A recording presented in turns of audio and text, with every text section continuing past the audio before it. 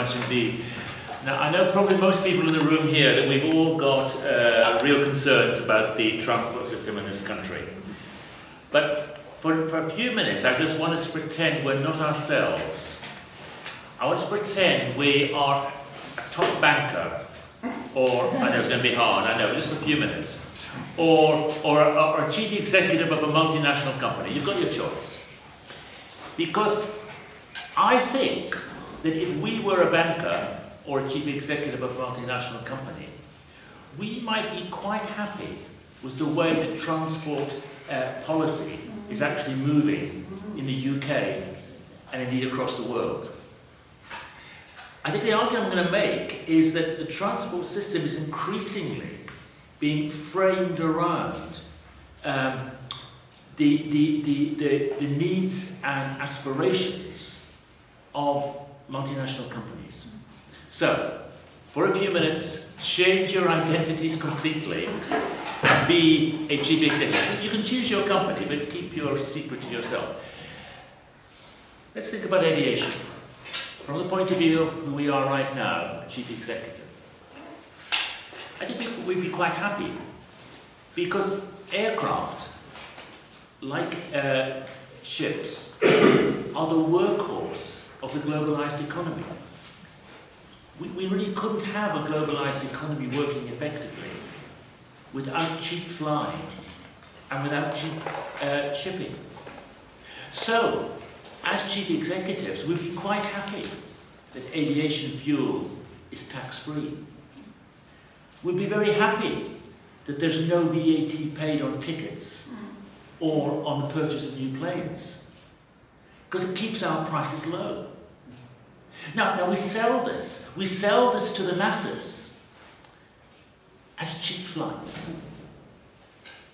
We defend tax-free fuel on the basis that what's always called hard-working families, and we're British, it's hard-working British families, can have a holiday or two in the sun. But that's not, I would suggest, the real reason why we're wanting to maintain tax-free fuel. The real reason we want to do so is to enable aviation and flying to be subsidised and cheap because it is the workhorse of our globalised world. And that's the way things have gone. Now we as chief executives, we will throw a few crumbs to residents under flight paths concerned about noise. In fact, what we will do is we will tell them that planes are getting quieter and cleaner, and progress will see them right. Now planes are getting quieter and cleaner.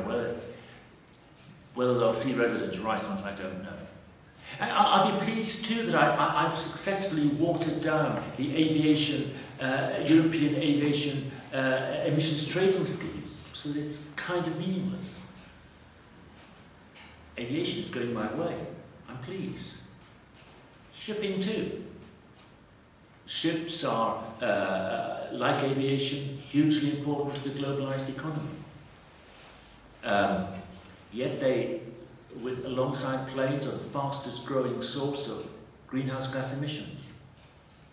Ships are the biggest cause of noise in our oceans. Well, we can fix that through technology, I'm sure, as chief executives. But at the moment, don't worry about the downsides. Shipping's going our way. The ships are sailing in exactly the sort of directions we want them to do. And we'll be really pleased, I think, that the Chinese and the Indians have taken to cars in the way that they have. We were worried, were we not, 20, 30 years ago when the Chinese insisted on going to work by bicycle.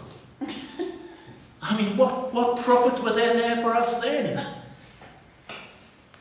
But now, we've got millions of Chinese buying cars. Now, cars do, there's no question about it, give freedom to individuals. But from my perspective as a chief executive of a globalized company, what they do above all is forget about freedom for individuals, that's the way to sell them. They actually help my profits. Yes, the Chinese cities, like the British cities and the Indian cities, are getting a bit congested. We can introduce congestion charging because it really won't hit the business vehicles too much. That'll get the plebs off the roads and it'll be easier for business to move through those cities. I would suggest that the car-based economies of the emerging countries, following the car-based economies of places like Britain and America, actually suit us very well if we're still in chief executive mode. And isn't it great that the railways are now in private hands? We can make profits from them. 30 years ago, before our hero Margaret Thatcher came along, it was all about public ownership. They even talked about railways serving communities. But now Britain leads the way. It's a privatised rail system. Oh, buses are privatised as well, but as chief executives we don't worry about buses too much. There's a bit of a bonus that a few private ones around, but essentially they're not part of our world. And the other great thing is the high fares on London's transport. Now this is wonderful news.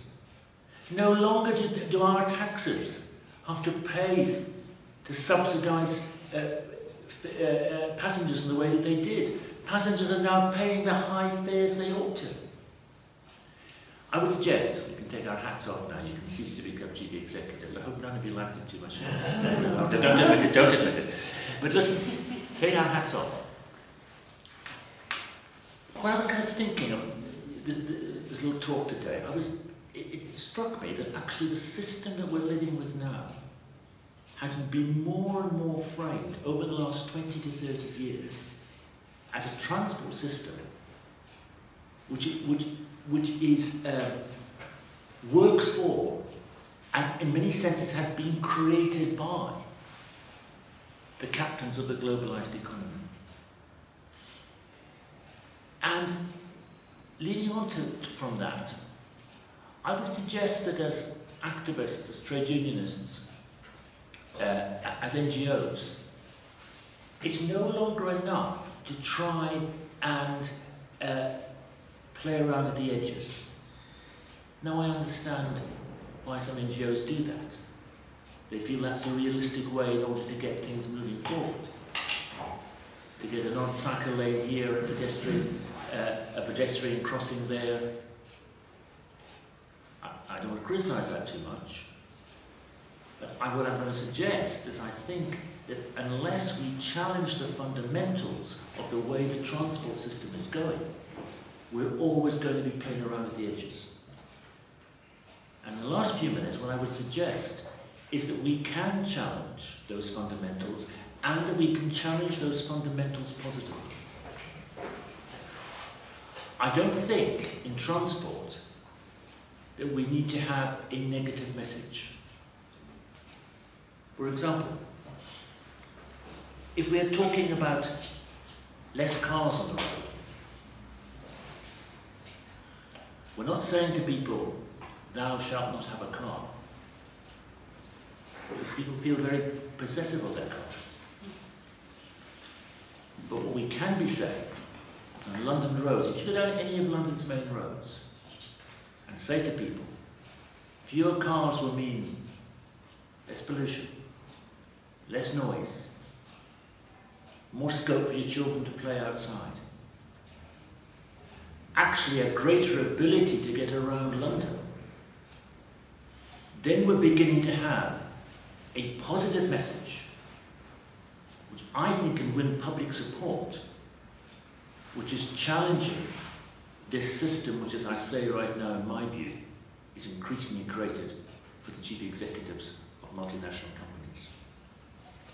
The cycling messaging can be very positive as well. I think groups like the London Cycling Campaign have done a great job in showing how cycling can work in somewhere like London.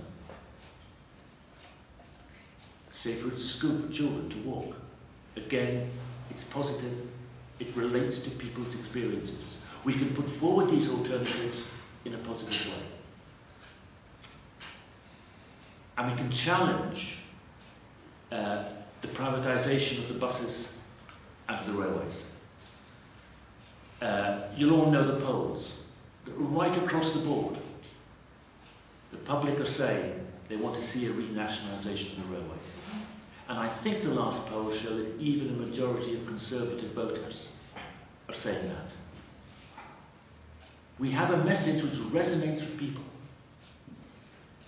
Those of you who come from outside London will be madly jealous of the bus services we have in London.